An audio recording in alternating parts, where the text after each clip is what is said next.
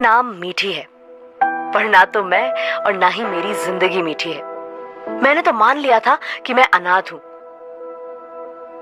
जिसे दुनिया ने नाजायज, नाली का कीड़ा, किसी का गंदा खून फटीचर कहकर पुकारा। जिंदगी के 18 साल मैंने जिल्लत, गरीबी और फटेहाली में एक गंदे से अनाथ आश्रम में गुजारी, जहां मुझसे ऐसे ऐसे काम करवाए जाते थे जिन्हें बताते हुए भी मेरी जुबान छिल जाती है।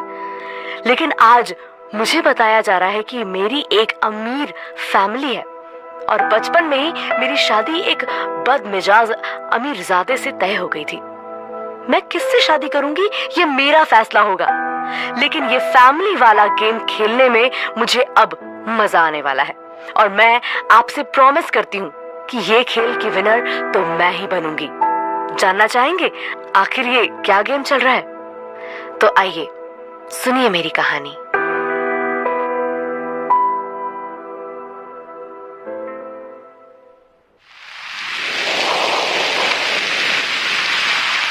साल पहले यही छोड़ा था ना मुझे, आज घर ले जाने आई हैं। कौन सा घर और कैसी माँ? मिसेस लीला बजाज, ये अनाथालय ही मेरा घर है और मैं अनाथ। मीठी ने भड़ास निकालते हुए अपनी माँ लीला बजाज से जब ये कहा तो उनकी आंखें डबडबा गई। समझने की कोशिश करो मीठी, मैं मजबूर थी, इतनी मजबूर कि मुझे ये कदम उठाना पड़ा। कौन सी मजबूरी? कोई मजबूरी इतनी बड़ी नहीं हो सकती कि एक माँ अपने नन्हे से बच्चे को अनाथालय छोड़ जाए। और जब तक आप नहीं बताएंगी कि क्या मजबूरी थी आपकी, मैं बजाज मेंशन हरगिज नहीं जाऊंगी। ये कहकर मीठी वहां से जाने ही वाली थी कि लीला ने कड़क आवाज में कहा, मुझे वक्त दो, मैं वादा करती हूँ मैं तुम्हें सारी सच्चाई बता दूंगी, लेकिन आज तुम्हें मेरे साथ बजाज मेंशन चलना ही होगा। ये सुनते ही मीठी के कदम रुक गए। उसने पलटकर लीला को देखा। ऐसा है तो मेरी भी 2 शर्तें हैं, अगर मंजूर हैं तो मैं आपके साथ चलने के लिए तैयार हूं। शर्त? कैसी शर्त मीठी? मीठी ने गहरी सांस ली और लीला के पास आकर उसके कानों में कुछ ऐसा कहा कि लीला का मुंह खुला का खुला ही रह गया। जैसे जैसे मीठी अपनी बात कह रही थी, लीला की आंखों में हैरानी के भाव बढ़ रहे थे और दिल की धड़कनें तेज हो रही थी। ये क्या कह रही हो तुम मीठी? मैं तुम्हें इसकी इजाजत बिल्कुल नहीं दूंगी। तुम मेरी बेटी होकर ऐसा सोच भी कैसे सकती हो? आपकी बेटी हूँ इसलिए ऐसा कर सकती हूँ। आपको मंजूर है तो मैं आपके साथ चलने के लिए तैयार हूँ। और हाँ, मेरी दूसरी शर्त उस दिन सामने आएगी जिस दिन आप मुझे अपना राज बताएंगी। मीठी ने अपनी बात कही और वहां से जाने लगी। अचानक लीला ने कहा, मुझे तुम्हारी शर्त मंजूर है, जाओ जाकर अपना सामान ले आओ, हमें जल्दी निकलना होगा।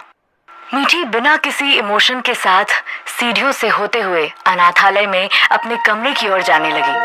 उसका एक एक कदम उसे अपने 20 साल की याद दिला रहे थे। पिछले 20 सालों में मीठी इसी अनाथालय में पली बड़ी थी और उसके लिए यहाँ के लोग ही उसके अपने थे। लेकिन अब उसकी जिंदगी ने एक नई करवट ले ली थी। रूम में पहुंचते ही मीठी ने एक छोटे से बैग में अपना सामान पैक करना शुरू किया। तभी पीछे से किसी की हाफती हुई आवाज आई। ये मैं क्या सुन रही हूँ मीठी? तू बजाज डेवलपर्स वाले बजाज खानदान की वारिस है? मतलब कहानियों में पढ़ा था लोग रातों रात अमीर हो जाते हैं, लेकिन हकीकत में पहली बार देख रही हूँ। ये मीठी की सहेली निहारिका थी, जो मीठी की इस पहचान के बाद बहुत ज्यादा खुश थी। मीठी की पैकिंग में मदद करते हुए निहारिका बोली, अब तो तू बहुत अमीर हो जाएगी मीठी। वैसे भी तू यहाँ खुश नहीं थी। ऐसे इतने बड़े बंगले के बाद तू क्या कभी पलटकर इस सीलन भरी दीवारों वाले कमरे में आएगी? क्या तुझे मैं याद? वो इतना ही कह पाई थी कि मीठी ने निहारिका की आंखों में घूर के देखा और फिर एकदम प्यार से समझाया, सिर्फ घर बदल रहा है, मैं नहीं। तेरी मीठी हमेशा तेरी दोस्त रहेगी और ये सीलन भरी दीवारें हमेशा मेरा घर। सिर्फ पैसा तो आपको सारी खुशियां नहीं दे सकता ना। और अगर उन्होंने तुझे यहाँ आने से रोका तो? जिन्हें 20 साल बाद मेरी याद आई है, वो 20 दिनों में ही मुझसे इरिटेट होकर मुझे यहाँ पटक जाएंगे। अमीरी गरीबी में आखिर फर्क होता है नहीं बेटा? ये इन लोगों को बहुत जल्दी समझ आ जाएगा आखिर क्या हुआ था 20 साल पहले, जिसके कारण बिछड़ गए थे लीला और मीठी। क्या थी कोई मजबूरी या कोई हादसा? मीठी की आवाज में एक तलखी थी जो शायद उसकी माँ के लिए थी, या फिर इस अचानक मिलने वाले परिवार पर। किसी और के साथ ये होता तो शायद वो करोड़पति बनने के ख्वाब से ही झूम उठता, लेकिन मीठी, उसके अंदर ना तो परिवार को लेकर कोई एक्साइटमेंट थी और ना ही उनके स्टेटस में। कुछ ही देर में मीठी अपना एक बैग, जिसमें कुछ कपड़े, कुछ किताबें और कुछ अवार्ड्स थे जो उसे अपने अलग अलग स्किल्स के लिए मिले थे, उन्हें सहेज कर नीचे उतार आई। हाथों में बैग देखते ही ड्राइवर तेजी से मीठी की तरफ बढ़ा और उसका बैग लेने के लिए हाथ बढ़ाया, लेकिन मीठी ने इशारों में उसे रोकते हुए अपने कदम गाड़ी के बाहर बढ़ा लिए। मीठी को मन ही मन एक खालीपन कचोट रहा था, लेकिन इन सब से अलग उसी अनाथालय के बाहर कोई था जो हर घड़ी मीठी पर नजर गड़ाए हुए था। जैसे ही लीला की गाड़ी बाहर निकली, रोड की दूसरी साइड खड़ी एक ब्लैक कार में से एक आदमी बड़बड़ाया, मुझे लगता है अब हमें उन्हें खबर कर देनी चाहिए, वरना वो हमें छोड़ेंगे नहीं। आखिर कब तक हम उनसे सच छिपाते रहेंगे? नहीं डेविड, अभी नहीं, अभी सही वक्त नहीं है। हमें कुछ वक्त और देना होगा ताकि हम सही नब्ज पर हाथ डाल सकें। उन्हें इन्फॉर्म कर दो कि हमारी नजर उस पर बनी हुई है, हम जल्द ही उन्हें बहुत बड़ी न्यूज देंगे। ये कहते हुए उस आदमी ने अपनी आंखों पर चश्मा चढ़ाया और गाड़ी को लीला और मीठी की कार के पीछे लगा दिया। आखिर कौन थे ये लोग और किसका शिकार करना चाहते थे ये लोग? क्या मीठी किसी मुसीबत में फंसने वाली थी?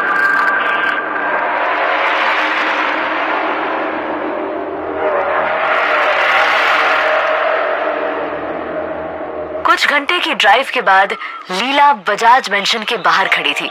गाड़ी से उतरते ही उसने फटाफट मीठी का हाथ पकड़ा और उसे दरवाजे पर ले जाकर बोली, आज से ये तुम्हारा घर है, सिर्फ तुम्हारा। जैसे तुम वहाँ इतने लोगों के बीच रहती थी, वैसे ही यहाँ भी तुम पूरे परिवार के साथ रहोगी। तुम्हारी माँ, तुम्हारे पापा, कजिन और एक प्यारी सी दादी। तुम्हें यहाँ बहुत अच्छा लगेगा मीठी। लीला चहकते हुए ये सब कह रही थी, लेकिन मीठी भाव शून्य होकर सिर्फ उन्हें सुन रही थी। लीला ने अब मीठी का हाथ पकड़ा और मीठी को घर के दरवाजे तक ले आई। कुसुम, कुसुम कहाँ हो तुम? हम आ गए, जल्दी से थाली लेकर आओ। कुसुम घर की केयर टेकर थी, जिसे लीला जाने से पहले ही सारी हिदायतें देकर गई थी। लेकिन इतनी आवाजों के बाद भी जब कुसुम नहीं आई तो लीला तमतमाते हुए घर के अंदर गई और खुद ही पूजा की थाली लेकर मीठी का स्वागत करने लगी। मीठी ने अपना पहला कदम घर के अंदर रखा ही था कि एक तीखी आवाज आई, न जाने किस सड़क छाप को अपनी बेटी बनाने में तुली हो तुम लीला। मैंने तुम्हें पहले भी वार्निंग दी थी, लेकिन तुमने इस बार सारी हदें पार कर दी हैं। ये कौशल्या बजाज थी, वही कौशल्या बजाज जिसे अभी थोड़ी देर पहले लीला ने प्यारी दादी कहा था। मीठी को बुरा ना लगे इसलिए लीला ने थोड़ा बातों को संभालते हुए कहा, माँ ये आप कैसे बात कर रही हैं? मीठी हमारी बेटी है, मेरी और आपके बेटे युवराज की बेटी है, जो उस हादसे के कारण हमसे बिछड़ गई थी। इतने सालों बाद हमें ये खुशी मिली है, प्लीज आप ऐसी बातें ना करें। अरे किसी के भी गंदे खून को तुम मेरे युवराज की बेटी बताकर कचरे के ढेर से उठा लाओगी तो मैं उसे अपना खून मान लूंगी? हरगिज नहीं, ये किसी के नाजायज पापों का फल है और मैं इसे अपनी पोती हरगिज नहीं मान सकती।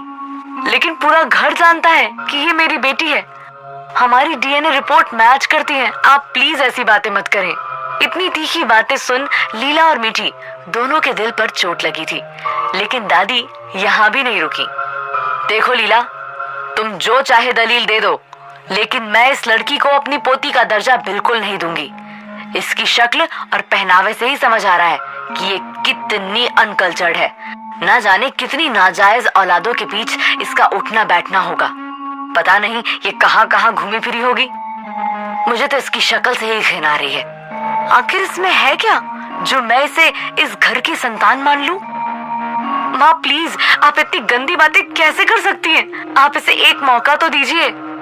लीला ने मीठी का हाथ पकड़ उसका बचाव किया।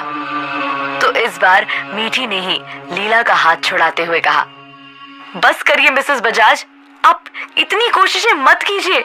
सालों पहले मुझे पैदा ना किया होता तो शायद आज मेरी वजह से आपको भी इतना जलील नहीं होना पड़ता। ये कहकर मीठी ने लीला की तरफ देखा और बोली, खैर मुझे आदत है ऐसी बातों की, बचपन से स्कूल में कई बार जलील हुई हूँ। वैसे कोई ऐसी जगह है इस घर में जहाँ मैं थोड़ी देर सुकून से बैठ सकूं? वो क्या है ना कि हमारे अनाथालय में ना तो टीवी था और ना डेली सोप वाले ड्रामे, इसलिए मुझे फिलहाल थोड़ा सुकून चाहिए। लीला को मीठी के इस तरह बोलने पर थोड़ा सा बुरा लगा था, लेकिन दादी ने ये मौका न गवाते हुए कहा, सड़क छाप को बेटी बनाओगे तो धज्जियां तोड़ेंगी ही। खैर अच्छा ही है, तुम्हें अपनी गलती की सजा तुम्हारे सो कॉल्ड बेटी ही दे। तुम इन सब बातों की टेंशन मत लो मीठी, एक दिन इन्हें अपनी बातों के लिए पछतावा होगा। तुम तो अपने कमरे में चलो, आई एम श्योर वो तुम्हें बहुत पसंद आएगा। कमरा? कौन सा कमरा? खबरदार जो उस कमरे में इसे ले जाने की कोशिश भी की तो। वो कमरा अलवीरा का है, मैंने कल ही उसे उस कमरे में शिफ्ट कराया है। कोई नहीं माँ, बच्चे तो इसी घर के हैं, क्या फर्क पड़ता है, कोई कहीं भी रह सकता है। अलवीरा भी तो मेरी बेटी जैसी ही है। बेटी होगी तुम्हारी, लेकिन मेरे लिए ये सिर्फ एक बोझ है जिसे मुझे अपनी जिंदगी से हटाना है। तुम चाहे कुछ भी कर लो लीला, लेकिन मैं अपने जीते जी उस वादे को कभी पूरा नहीं होने दूंगी जिसके लिए तुम इसे यहाँ लेकर आई हो।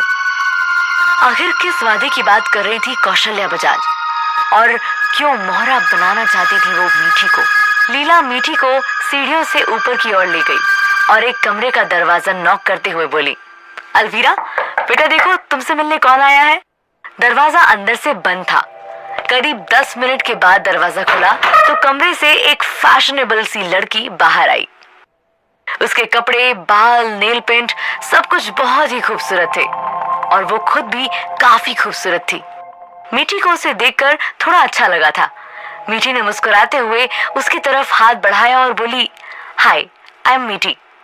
सॉरी पर मैं अनसैनिटाइज्ड लोगों से हाथ नहीं मिलाती और मुझे एक्चुअली कॉलेज के लिए निकलना है, तो मैं तुमसे बाद में मिलती हूँ या फिर कभी नहीं। ये कहकर अलवीरा ने गुस्से में दोनों के मुंह पर दरवाजा बंद कर लिया। मीठी को इस बार बहुत बुरा लगा था। तो ये है आपकी family, happy family Mrs Bajaj.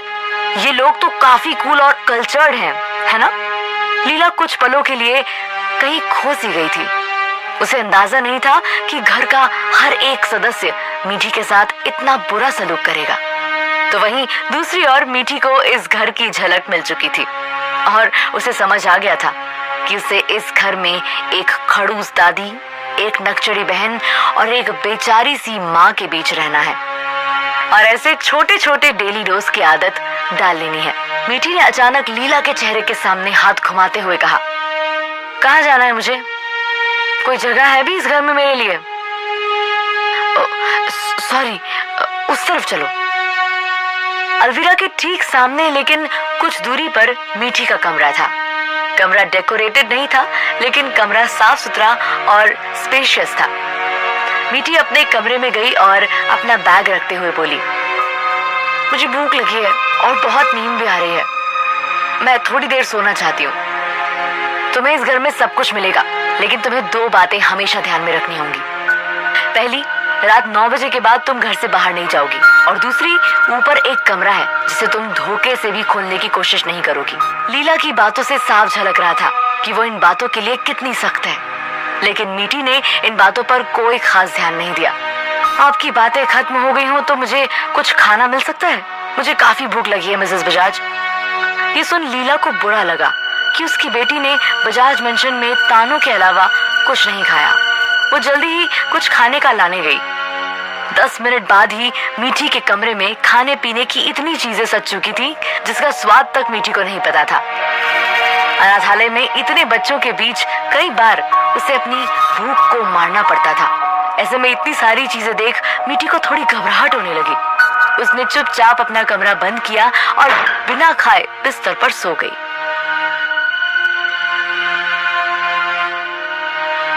अचानक रात को वो हड़बड़ा कर उठी।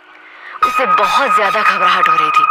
वो बार बार इधर उधर देख रही थी, ये समझने के लिए कि वो कहाँ है। फिर उसे याद आया कि वो अनाथालय में नहीं, बजाज मेंशन के एक कमरे में है। लेकिन उसकी सांसें धीरे धीरे और चढ़ने लगी। घुटन क्यों हो रही है यहाँ, और इतना दर्द आज से पहले तो कभी नहीं हुआ। मीठी खुद को संभालते हुए कमरे से बाहर आई तो उसकी नजर हॉल में लगी घड़ी पर गई। रात के 10 बज चुके थे। अचानक मीठी को लीला की बात याद आई कि वो देर रात घर से बाहर नहीं जाएगी। लेकिन मीठी ने बिना इसकी परवाह किए अपने कदम घर से बाहर बढ़ा दिए। जैसे जैसे वो बाहर खुली हवा में अपने कदम बढ़ा रही थी, उसकी घबराहट घटने की बजाय और बढ़ती जा रही थी, यहाँ तक कि उसका पूरा शरीर पसीने से भीग गया था। फिर अचानक उसके सीने में एक जोर का दर्द उठा, जिससे मीठी एकदम अपने घुटनों पर नीचे बैठ गई। वो अपना सीना अपने घुटनों के बीच करके जोर जोर से की आवाज निकालने लगी। रिलैक्स, पानी पियो, तुम्हें आराम मिलेगा। मीठी ने शायद उसकी बात नहीं सुनी, इसलिए उस अनजान शख्स ने फिर से कोशिश की। मेरे पास बॉटल है, तुम ये पानी पी सकती हो। वैसे इतनी रात में सुनसान रास्ते में अकेले घूमना अच्छी बात नहीं है। ये कहते हुए उसने मीठी की तरफ पानी की बोतल बढ़ाई। मीठी अभी भी लंबी लंबी सांसें ले रही थी। उसने अपना सर उठाए बिना ही सिर्फ अपना हाथ आगे बढ़ाया बोतल लेने के लिए। जैसे ही दोनों के हाथ से हाथ टकराए, मीठी को एकदम से एक बिजली सी महसूस हुई, जैसे उसके अंदर का दर्द बाहर खींच आया और उसके बाद एक शांति का एहसास। उसे पानी पीकर बोतल वापस की और कुछ सेकंड के लिए अपनी आंखें बंद करके अपनी सांसों का नॉर्मल होना महसूस किया। उसकी हालत अचानक से बहुत बेहतर हो गई। उसने उस आदमी को थैंक यू बोलना चाहा, पर जब तक उसने अपनी आंखें खोली वो आदमी वहां से जा चुका था। मीठी हड़बड़ाते हुए पीछे पलटी तो उसे काफी दूर हुडी पहना वो आदमी नजर आया।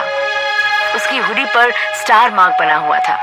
हेलो मिस्टर, हेलो, ओ भाई साहब, थैंक यू।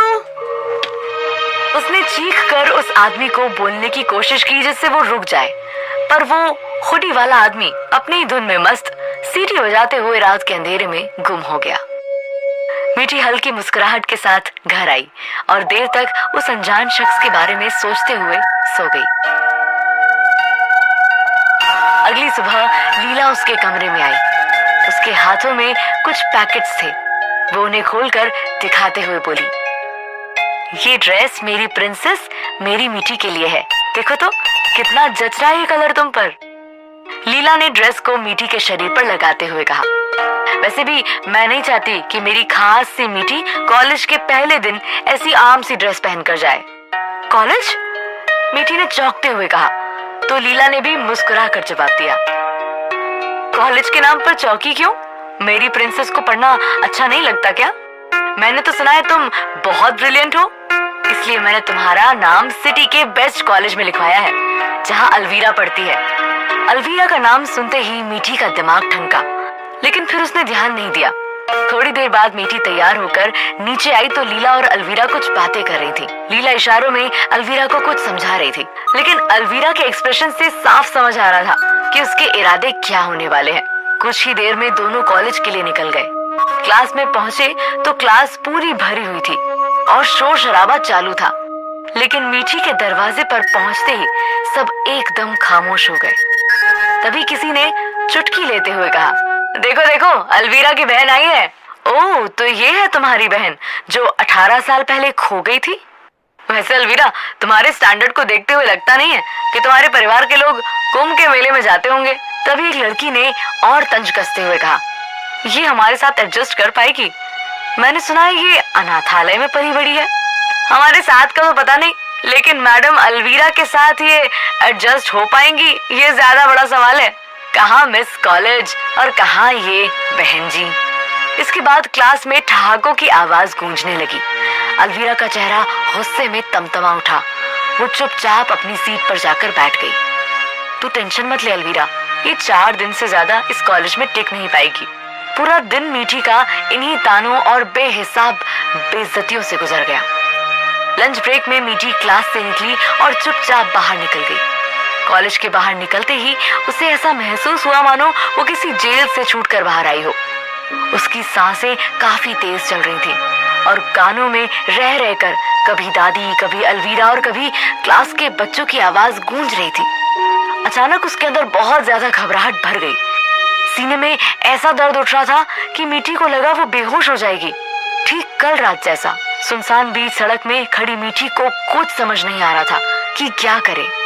वो घबराहट में स्कूल से कुछ दूर एक दुकान में घुसी और बोली, पानी या जूस कुछ मिलेगा क्या? मीठी की सांसें फूल रही थी और आंखें खुल बंद हो रही थी। अचानक किसी ने हाथ बढ़ाया और पानी की बोतल थमाते हुए कहा, रिलैक्स, बैठकर पानी पियो, तुम्हें आराम मिलेगा। पानी की बोतल पकड़ते वक्त उस इंसान के हाथ की छुअन के बाद मीठी को ऐसा लगा मानो उसके सीने का दर्द और घबराहट एक साथ खत्म हो रही हो। मीठी ने नजरें उठाकर देखा तो उसे हैरानी हुई कि शायद वही लड़का था जिसने कल रात भी मीठी को पानी की बोतल पकड़ाई थी। इसने भी ब्लैक हुडी पहन रखी थी और हुडी पर स्टार मार्क बना हुआ था। अचानक मीठी ने उसे पीछे से रोकते हुए कहा, तुम वही हो ना जो कल रात? लेकिन उस लड़के ने कोई जवाब नहीं दिया।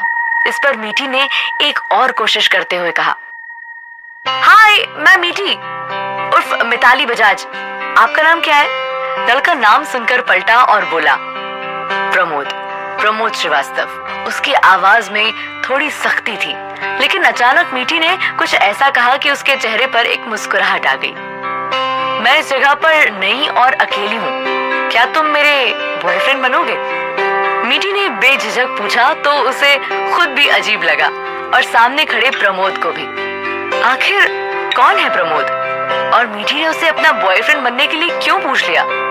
क्या अनाथालय में पली बड़ी मीठी को समझ आएंगे दुनिया के तौर तरीके?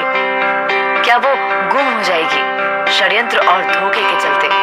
मीठी की कहानी आगे जानने के लिए सुनते रहिए।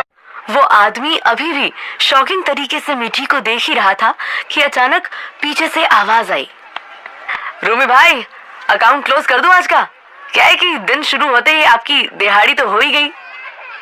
दुकान पर खड़े रूमी के हेल्पर डेविड ने कुछ कहना चाहा, लेकिन वो कुछ कहता उससे पहले ही मीठी बोली, रूमी? ये रूमी कौन है?